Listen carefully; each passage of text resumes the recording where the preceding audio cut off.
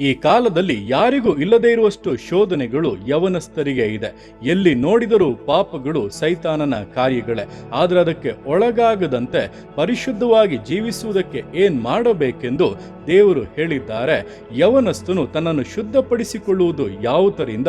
ನಿನ್ನ ವಾಕ್ಯವನ್ನು ಗಮನಿಸಿ ನಡೆಯುವುದರಿಂದಲೇ. ಅಂದ್ರೆ ದೇವರ ವಾಕ್ಯವನ್ನು ಗಮನಿಸಿ ಓದಬೇಕು, ಅದನ್ನು ಅನುಸರಿಸಿ ಜೀವಿಸಬೇಕು. ದೇವರ ವಾಕ್ಯಕ್ಕನುಸಾರವಾಗಿ ನಿಮ್ಮ ಜೀವಿತ ಇರುವುದಾದರೆ, ನಿಮ್ಮ ಆಲೋಚನೆಗಳು ಇರುವುದಾದರೆ, ಇಹಲೋಕದ ಕಶ್ಮಲಗಳು, ಇಹಲೋಕದ ಹೊಲೆಗಳು ನಿಮ್ಮ ಜೀವಿತಕ್ಕೆ ಅಂಟದೇ ಇರುವಂತೆ ಪರಿಶುದ್ಧವಾದಂಥ ಜೀವಿತವನ್ನ ಜೀವಿಸಿ ಕರ್ತನು ನಿಮ್ಮ ಜೀವಿತದಲ್ಲಿ ಇಟ್ಟಿರುವಂಥ ಉದ್ದೇಶಗಳನ್ನು, ವಾಗ್ದಾನಗಳನ್ನು ಪೂರ್ಣವಾಗಿ ಹೊಂದಬಹುದಾಗಿದೆ. ಆದ್ದರಿಂದ ಪ್ರತಿನಿತ್ಯವೂ ಕೂಡ ದೇವರ ವಾಕ್ಯಗಳನ್ನು ಓದಿರಿ, ಅದನ್ನು ಧ್ಯಾನಿಸಿರಿ, ಅದನ್ನು ಅನುಸರಿಸಿ ನಡೆಯಿರಿ. ದೇವರು ನಿಶ್ಚಯವಾಗಿ ನಿಮ್ಮ ಜೀವಿತವನ್ನು ವಿಶೇಷವಾಗಿ ಆಶೀರ್ವದಿಸುತ್ತಾರೆ.